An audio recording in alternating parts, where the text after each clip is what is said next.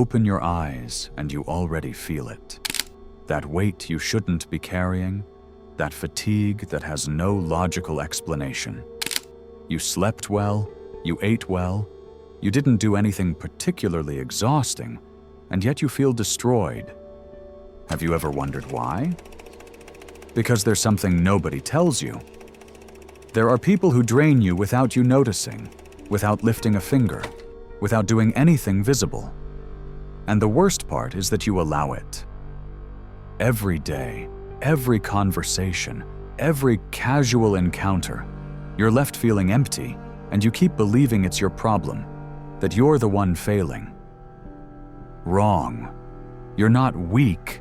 You're simply close to someone who is stealing your energy, and they don't even know it. Or worse, they do. Think about the last time you were with someone and left feeling exhausted.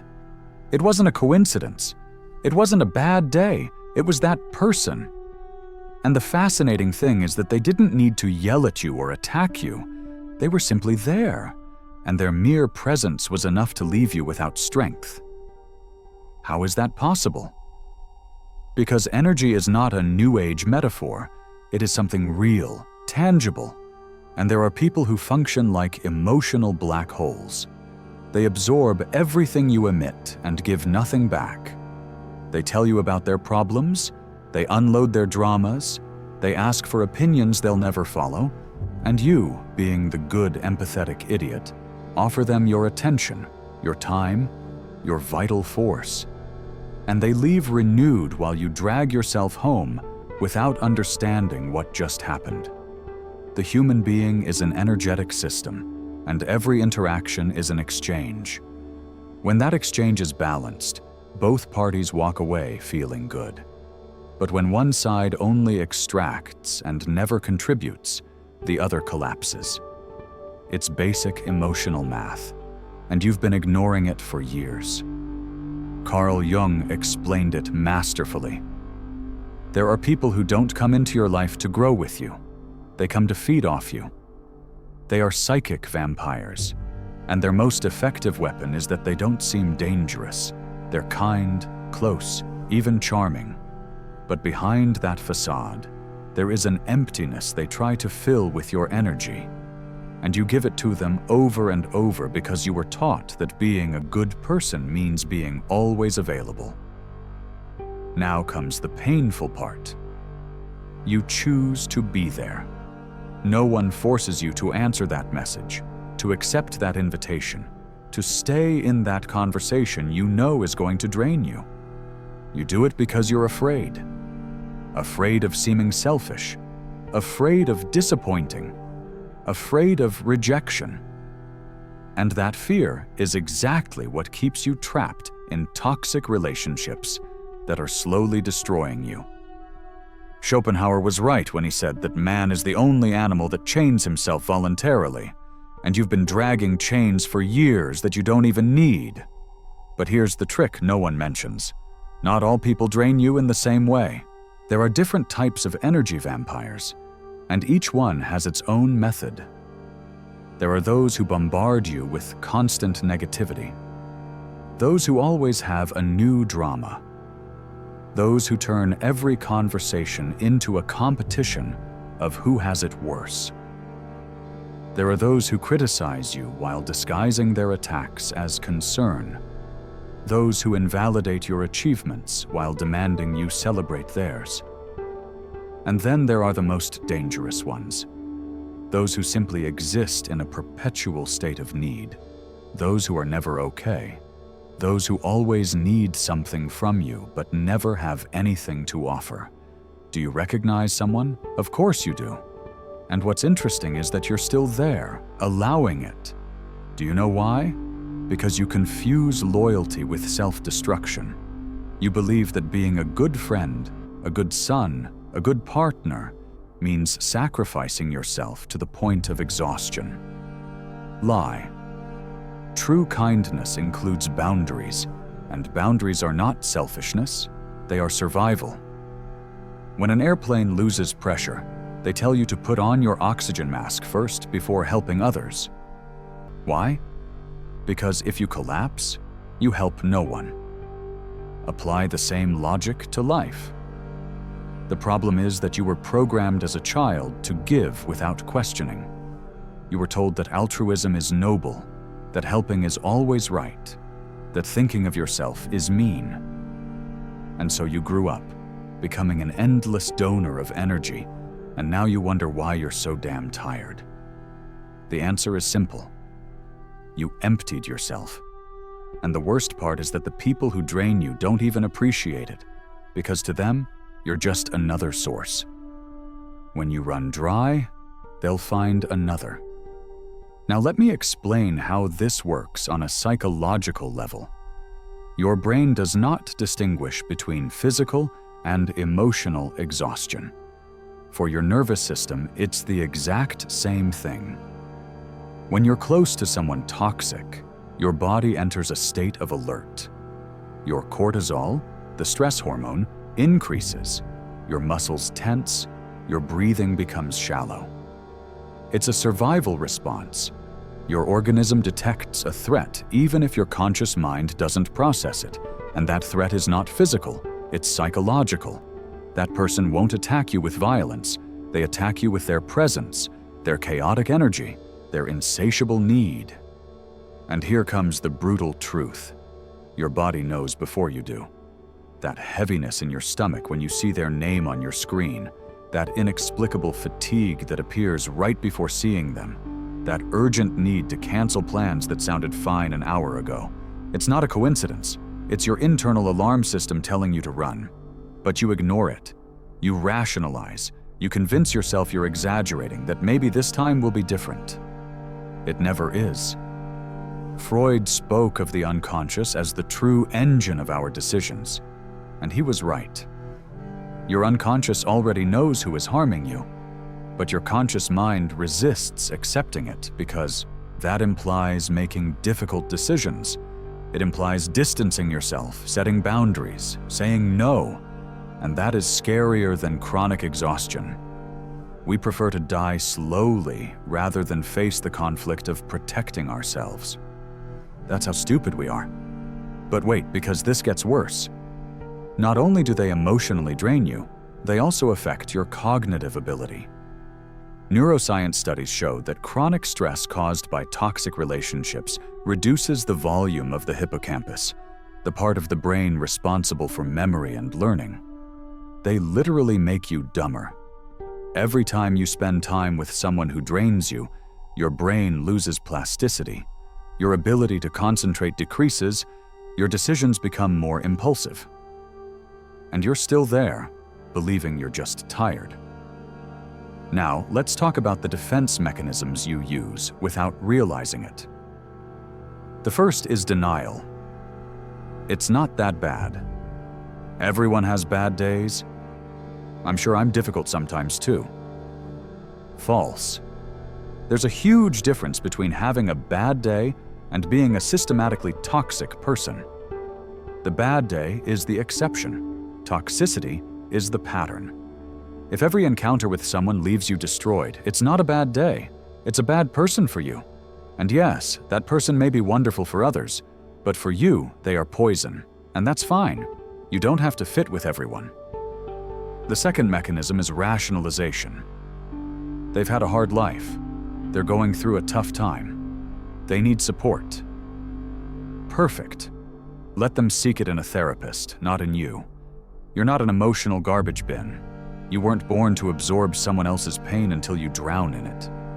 Compassion is beautiful, but compassion without limits is emotional suicide. And here's the point nobody wants to hear. Helping someone who doesn't want to help themselves is wasting your time and your energy. True change only occurs when someone decides to change, not when you sacrifice yourself trying to save them. Aristotle said, "Virtue lies in balance," and he was right. The balance between giving and receiving, between helping and protecting yourself, between being compassionate and being wise. But you broke that balance years ago, and now you're paying the price. You feel guilty for distancing yourself, for setting boundaries, for prioritizing your well-being. And you know what? That guilt is a trap. It's the last hook they use to keep you close. Because they know that if they let go, they'll lose their energy source. Let me give you a concrete example. You know someone who always, absolutely always, has a problem. Today things went badly at work. Yesterday they had an argument. Tomorrow they'll have another crisis. And every time you talk to this person, they tell you everything in full detail. They immerse you in their chaotic world. And you, like a good listener, absorb every word, every emotion, every complaint.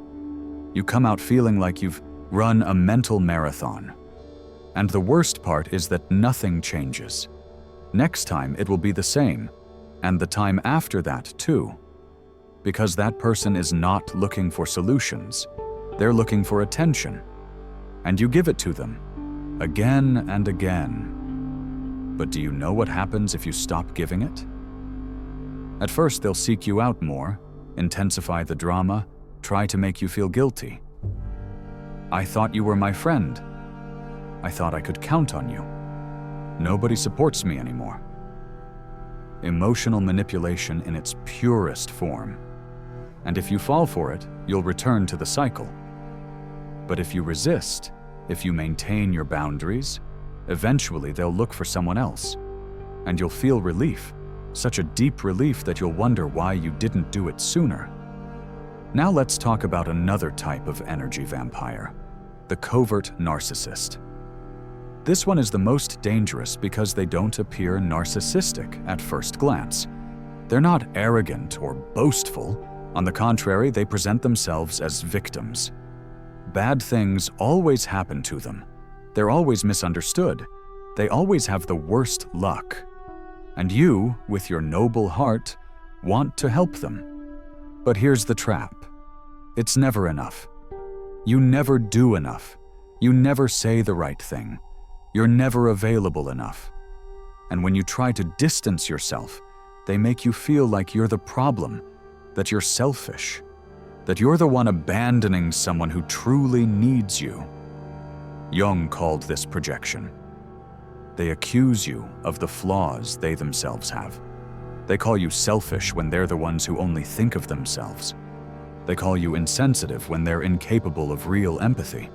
They call you unreliable when they're the ones who disappear when you need support. And they do it so well, with so much conviction, that you begin to doubt yourself. You begin to believe that maybe you are the problem. You're not. They are masters of emotional gaslighting, and your only defense is to trust what you feel, not what they tell you. Now comes the uncomfortable question. Why do you attract these people? Because something in you attracts them, just as something in them attracts you. Maybe you grew up in an environment where you had to be the caregiver, where your value depended on how much you gave. Maybe you learned that love must be earned, not freely received. Maybe you got used to chaos and peace feels boring.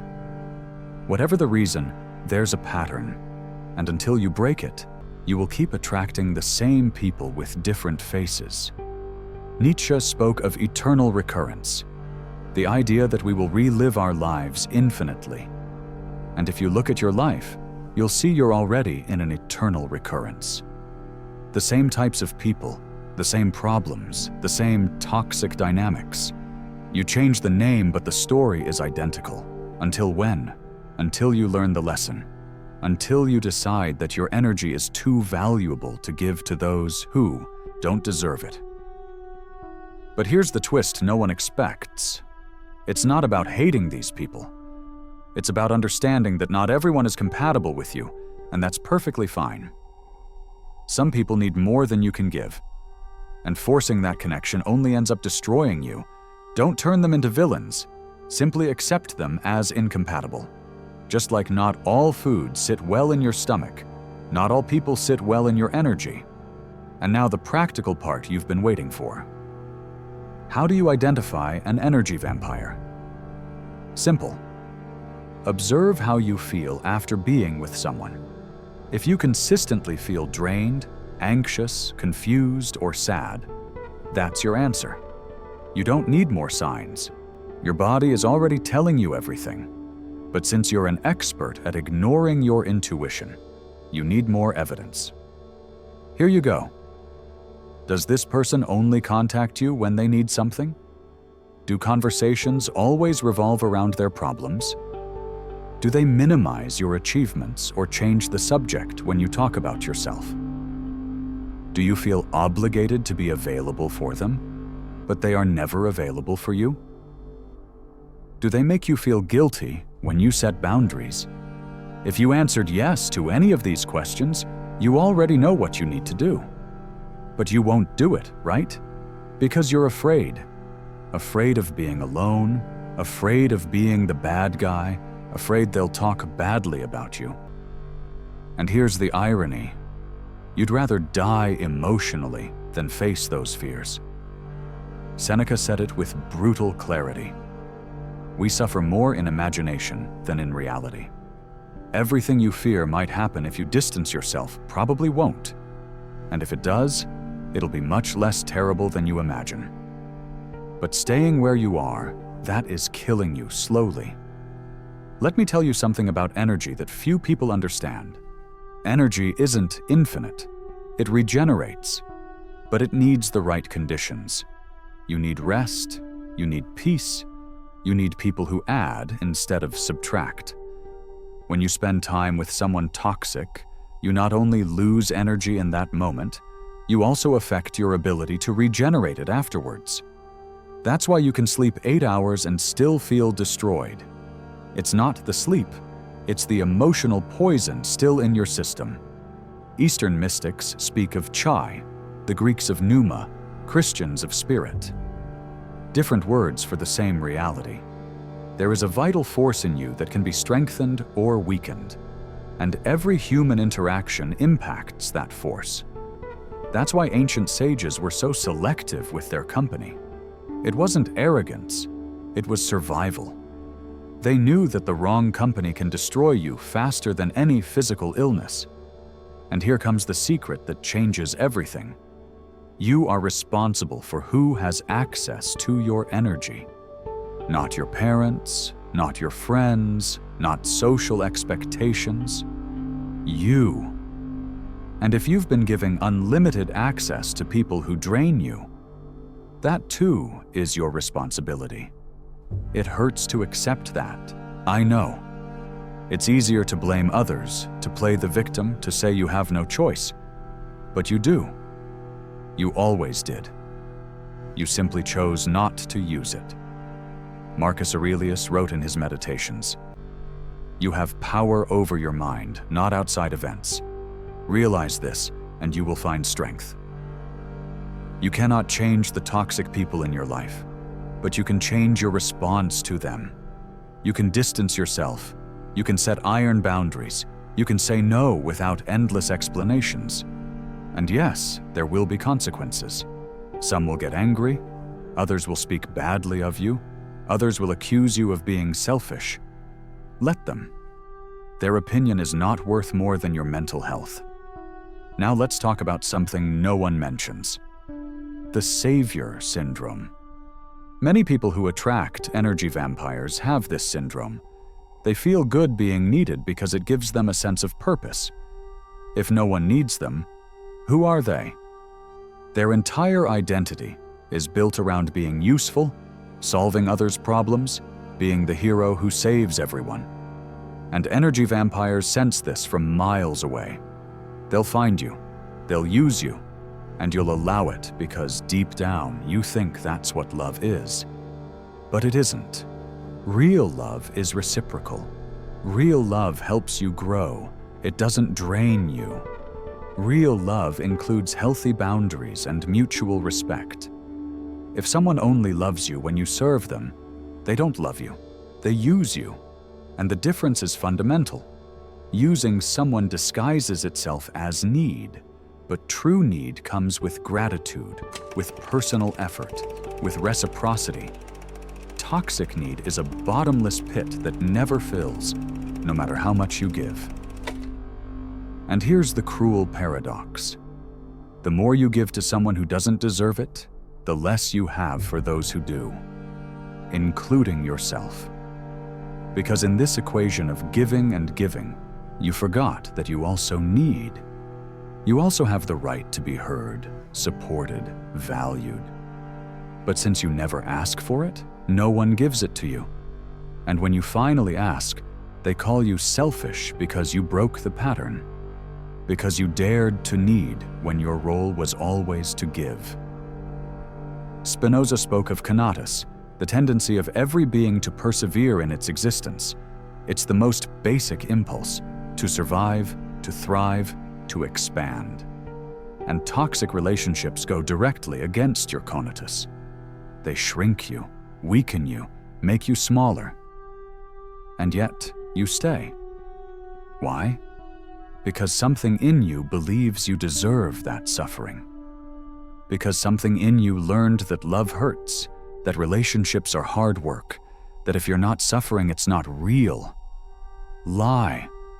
Love can have challenges, but it shouldn't be constant torture. Relationships can require effort, but they shouldn't empty you. If every interaction leaves you worse than before, that's not love, it's addiction. Addiction to the dynamic, addiction to feeling needed, addiction to the drama. And like any addiction, it's killing you. Now let me give you the most uncomfortable truth of all. Some people in your life have to go. Not because they are bad people, but because they are bad for you. And clinging to them out of misunderstood loyalty, shared history, or fear of being alone only prolongs your suffering. Life is too short to spend it exhausted. Too short to give your energy to those who don't value it. Too short to be others' emotional gas station while you're running empty. Lao Tzu said, "Take care of your body. It's the only place you have to live." But I would add, take care of your energy. It's the only thing you truly own. Your time can be stolen, your money can be lost, your reputation can be damaged. But your energy, that is yours as long as you choose to protect it. And protecting it means being brutal with your boundaries, ruthless with your time, relentless with your mental peace. Does that sound selfish? Good. Because healthy selfishness is survival. True selfishness is expecting others to sacrifice for you without giving anything in return. True selfishness is draining someone until they collapse, and then looking for the next victim. You, protecting your energy, are not selfish. You are smart. You are someone who finally understands you can't give what you don't have. And here comes the perspective shift that changes everything. When you start protecting your energy, something magical happens. The right people begin to appear. Because the energy you no longer waste on toxic people becomes available for building real connections. Connections where both give and receive, where both grow, where no one feels drained but revitalized. Those relationships exist, but you won't find them while you're still wasting your energy on the wrong ones. Think of your life as a garden. If you plant flowers but let weeds grow unchecked, eventually the weeds will choke the flowers. Not because the flowers are weak, but because the weeds are invasive. Toxic people are weeds. And no matter how much it hurts to pull them out, if you don't, they'll destroy everything good you're trying to cultivate, including you. Epicurus taught that pleasure is the absence of pain, and there is a deep pleasure in distancing yourself from those who hurt you. It's not an active pleasure, it's something subtler. Peace. Waking up without that anxiety in your chest. Not checking your phone with dread. Having energy for the things that truly matter. That peace is priceless, and yet you sell it cheap every time you allow a toxic person to stay in your life. But how do you distance yourself? Because that's the practical question everyone avoids. There is no easy way, but there are effective ones. First, stop being so available. Don't respond immediately. Don't accept every invitation. Don't over-explain your boundaries. "I can't" is a complete sentence. You don't owe endless justifications. Second, reduce contact gradually. Dramatic breakups give more power than necessary. Just fade out. Third, prepare for guilt. It will come because you were programmed to feel it. But guilt is just a feeling, not a truth. You can feel guilt and still know you're doing the right thing. And here's the final trick nobody tells you. You don't need to lock all the doors. Sometimes creating distance is enough. You don't need to have a dramatic conversation explaining why you're stepping back. In fact, those conversations often make things worse. Energy vampires are expert manipulators. They'll turn your truth into an attack, your need for boundaries into selfishness. Don't give them that opportunity. Just walk away in silence. Your presence is not negotiable. It requires no explanation.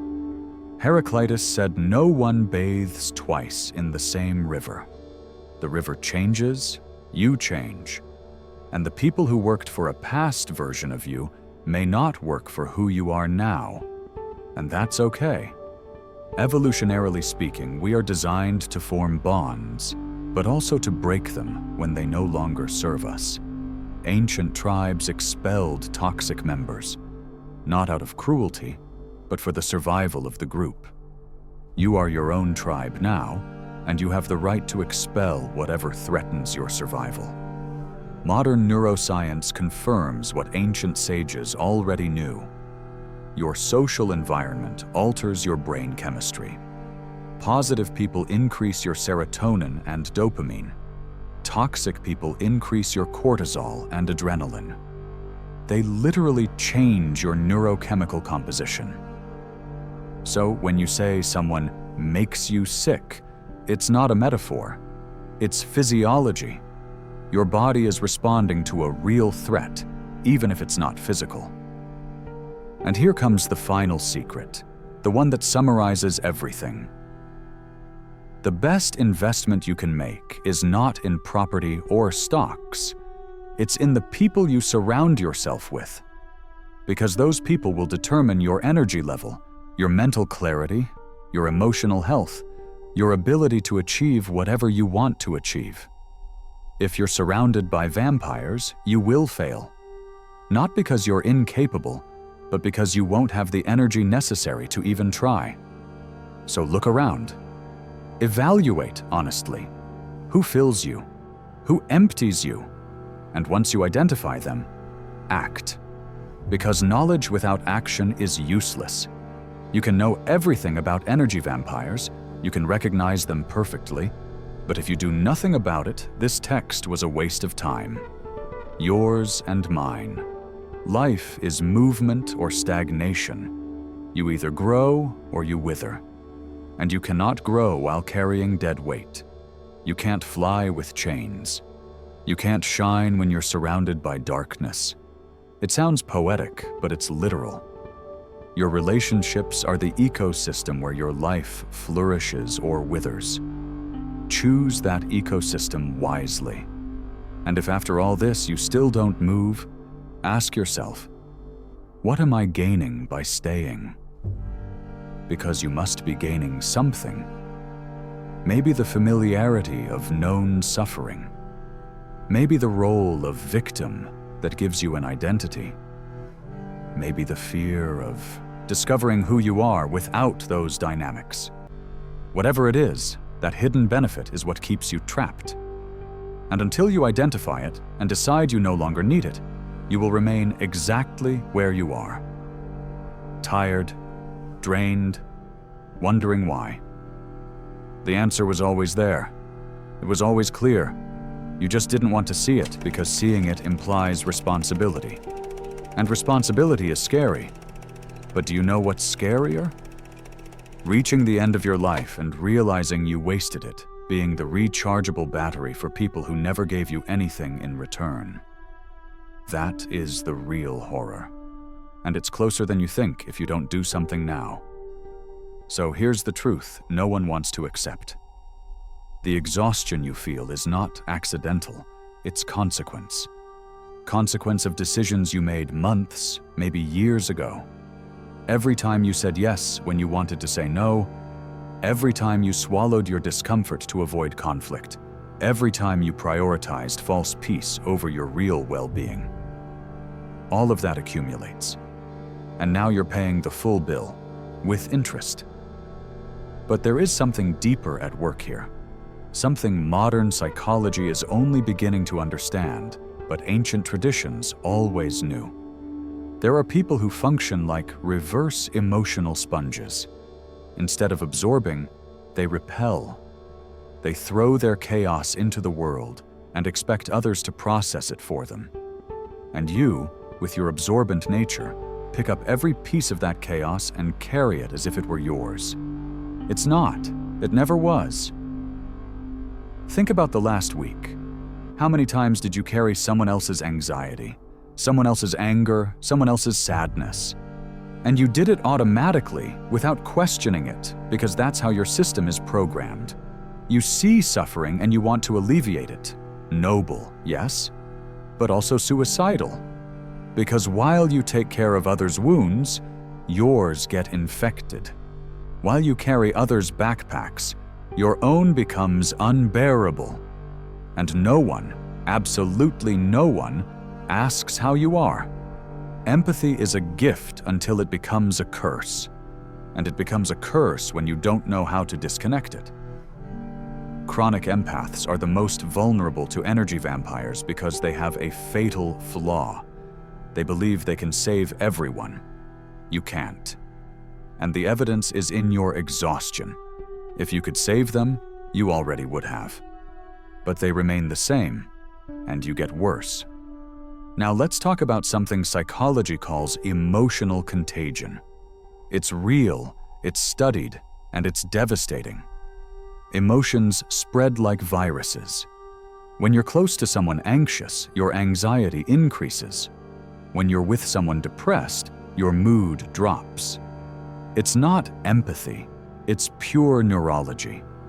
Your mirror neurons replicate the other person's emotional state. And if that person lives in a perpetual state of negativity, your mirror neurons condemn you to replicate it. Studies show that spending 15 minutes with someone negative spikes your cortisol. 30 minutes lowers your cognitive capacity. 1 hour and you're functioning at 50% of your capacity. Imagine what happens when it's days, weeks, months of constant exposure. You become a diminished version of yourself, and you don't even notice because it's gradual. Like the frog in boiling water, you adapt to the pain until it's too late. And here's something no one mentions. Some people need you to feel bad. Not consciously, but they need it. Because if you're well and they're not, they have to face the truth that their problems are their responsibility. But if they manage to drag you down to their level, they can say, "See? We're all screwed. It's not just me." It's a twisted form of validation, and you give it to them every time you allow their state to contaminate yours. Now let's talk about masks. Because energy vampires aren't always obvious. Some are charming, even fun. They make you laugh, they tell you incredible stories, they seem successful. But after spending time with them, something feels off. You feel empty. And now that we've made it this far, before we continue, I want to present the following to you. Our book, The Formula of Awakening, is now available. Do you feel like there's something inside you that wants to awaken, but you don't know where to start? Then I invite you to transform your way of thinking, and with it, your way of living. Discover who you can become. Start today. The link to get the ebook is in the first pinned comment of this video. Grab your copy now at a great price. With that said, let's continue with the video. Why? Because it was all performance. None of it was real. They used their charm as distraction while stealing your attention, your energy, your time. and you walked away entertained but exhausted. Narcissism is not always visible arrogance. The covert narcissist is the master of disguise. They show up as vulnerable, needy, misunderstood. And your protective instinct activates. You want to help, but it's a trap. Because that victimhood is their tool of control. While you're busy saving them, they're busy keeping you hooked. And every time you try to leave, they intensify the drama. A new crisis, an urgent problem, something only you can solve. And you fall, again and again. Because deep down, there is something seductive about being needed. It makes you feel important, valuable, irreplaceable. But it's an illusion. You are replaceable, and you'll find out the day you finally leave. In 2 weeks, they'll find another savior, and you'll realize that all that lost time, all that invested energy, was for someone who never intended to improve. Because improving would mean losing the control they have over you. Jung spoke of the shadow, that dark part of us we don't want to see. And here's your shadow. You enjoy being the savior. You like feeling superior, needed, indispensable. It's your drug, and energy vampires are your dealers. Until you face this, you will keep attracting them. Because it's not just that they find you, you also seek them. Unconsciously, but you do. Now let me explain something about brain chemistry that changes everything. When you help someone, your brain releases oxytocin, the bonding hormone. You feel good. It's addictive. But when that help never produces results, when you give and give without receiving real change, your brain enters confusion. It keeps releasing oxytocin, expecting the reward, like a compulsive gambler, waiting for the jackpot. And that's how you become addicted to relationships that destroy you. It's the same mechanism as slot machines, intermittent reinforcement. Sometimes that person gives you a little attention, a little gratitude, a glimpse of change. And your brain registers it as a reward, so you keep gambling your energy, waiting for the next reward. But the rewards become rarer, and you become more desperate, until you are completely hooked into a dynamic that is killing you. Skinner demonstrated this with pigeons. He conditioned them to peck a lever with random rewards.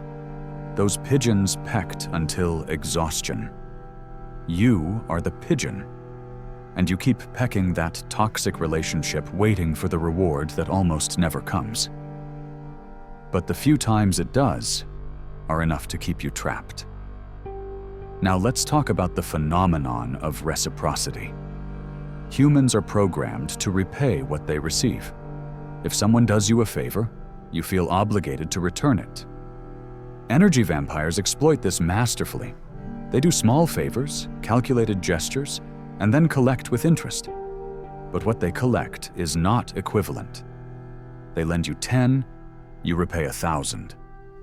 And the imbalance is never corrected because they control the narrative. They make you believe you are in perpetual debt, that you never do enough, that something is always missing. And since you were programmed to be reciprocal, you keep giving. But here's the trick.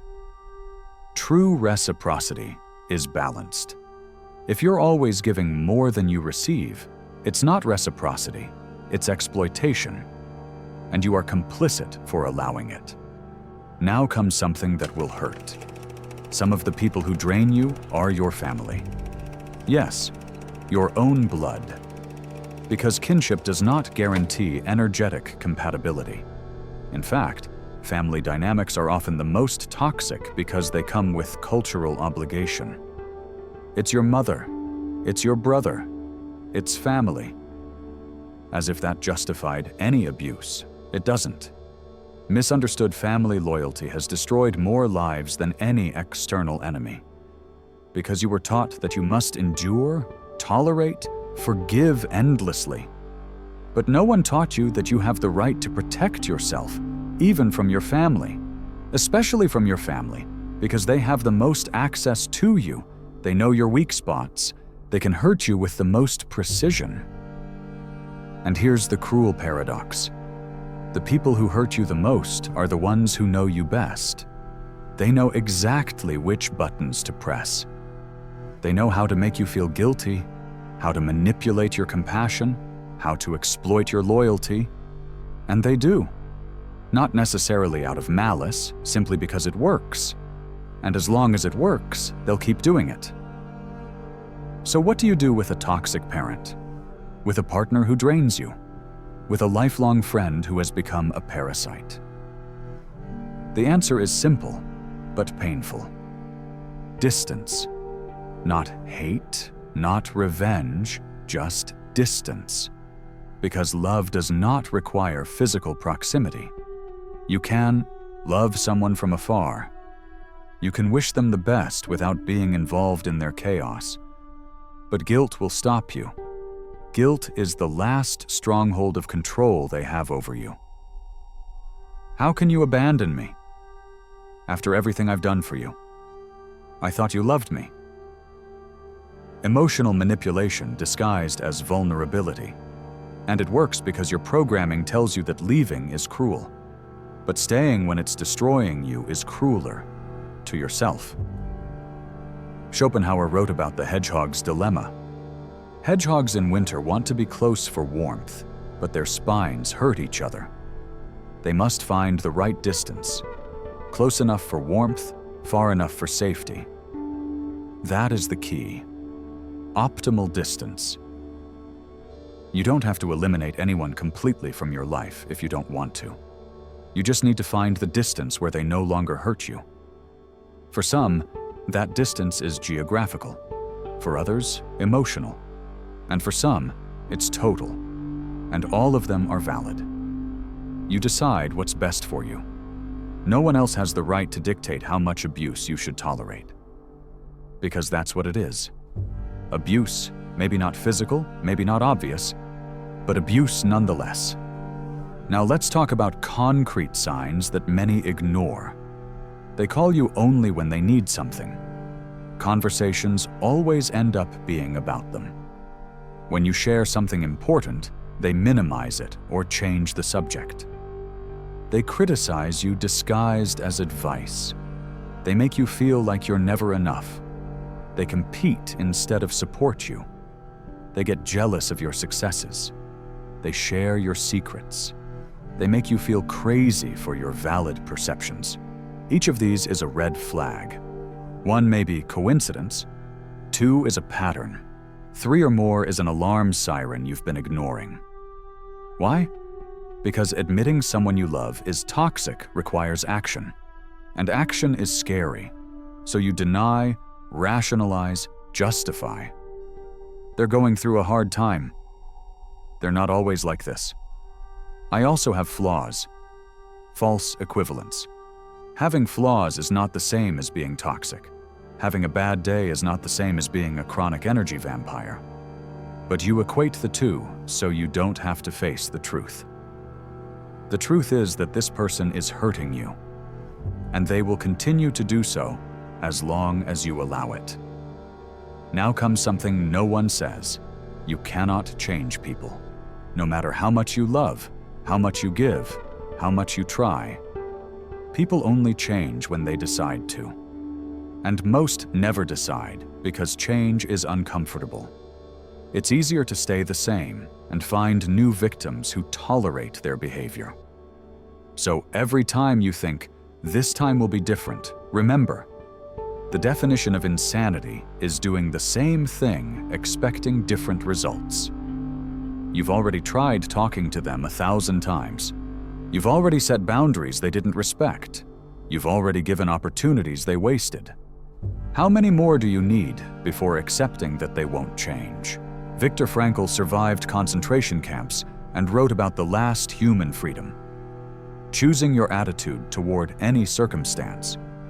You cannot control toxic people, but you can control your response. You can choose to distance yourself. You can choose not to absorb their poison. You can choose to protect yourself. But choosing requires courage. And courage is not the absence of fear, it's action despite fear. You will feel fear when you distance yourself. Fear of loneliness, fear of conflict, fear of change. Feel it, but do it anyway, because the cost of staying is much greater than the cost of leaving. Now let me tell you something science confirms. Your immune system weakens with chronic stress. Toxic relationships generate chronic stress. So literally, these people are making you sick. Every encounter is a small dose of poison, and your body is doing its best to neutralize it, but there is a limit. Studies show that people in toxic relationships have a higher incidence of cardiovascular diseases, autoimmune disorders, depression, anxiety. It's not a coincidence. The body keeps score of every emotional abuse, and eventually, the bill comes due. With your health, is it worth it? Is it worth risking your physical health to maintain a relationship that destroys you emotionally? The answer should be obvious. But for many, it isn't, because they've normalized suffering. They believe that's how relationships are, that love hurts, that family is complicated. Yes, love has challenges, but it shouldn't be daily torture. Family can be complicated, but it shouldn't be toxic. And if it is, you have the right to protect yourself. It's not selfishness, it's survival instinct.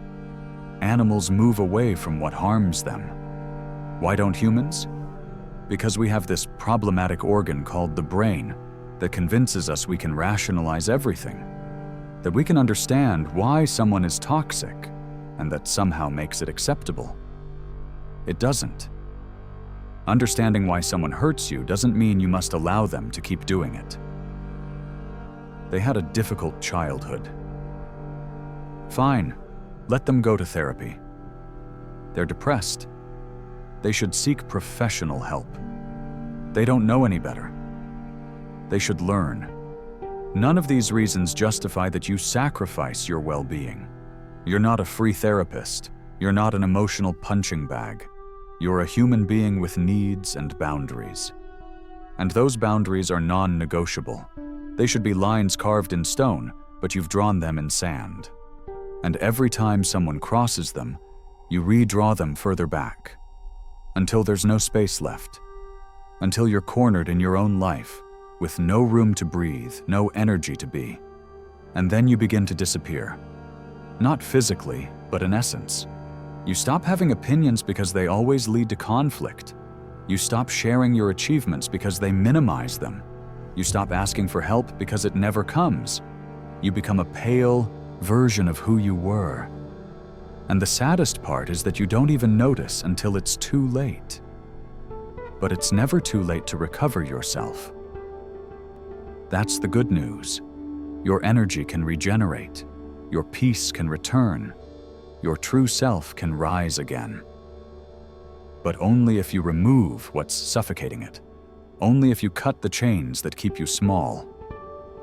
And here's the process. First, awareness. You already have it. Now you know why you're tired. Second, acceptance. Accept that certain people are not good for you.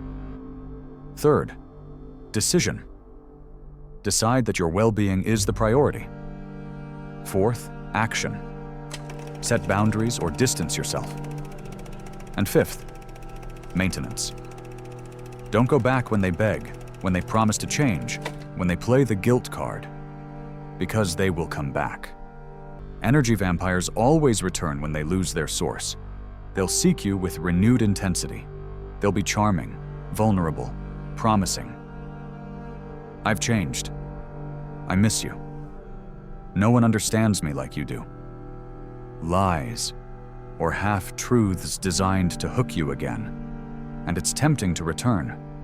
Because there's history, because there's love, because part of you wants to believe that this time will be different. But patterns don't break with promises. They break with sustained actions over time. And most people are not willing to do that work. So stay firm. Remember how you felt when you were trapped. Remember the exhaustion, the anxiety, the feeling of slowly drowning. Use that memory as a shield against their manipulation, because you will forget the pain if you don't keep it present. And when you forget, you'll go back. The entire cycle takes years sometimes. Years of leaving and returning until you finally learn. But you can shorten that cycle if you decide now that you won't go back. That this time is the last. That your mental peace is worth more than any relationship. And when you finally free yourself, something extraordinary happens. The space these toxic people occupied fills with something better. With people who add. With energy for your own projects. With mental clarity. With genuine joy. And you'll wonder why you waited so long. You'll wonder how much you lost during those years of exhaustion.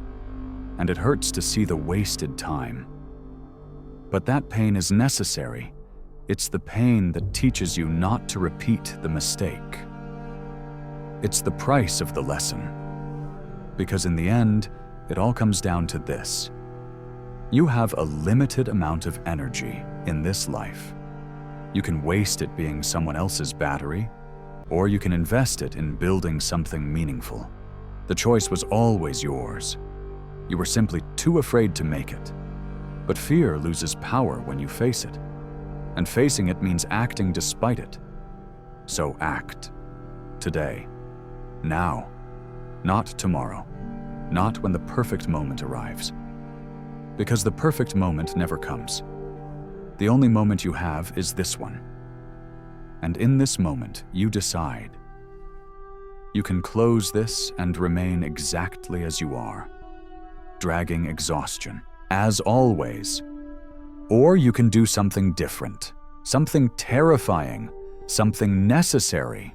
You can start protecting your energy as if your life depended on it, because it does. If you liked this video and feel that you needed to hear this, leave a comment saying, "I choose my energy," and I will reply personally. See you in the next one.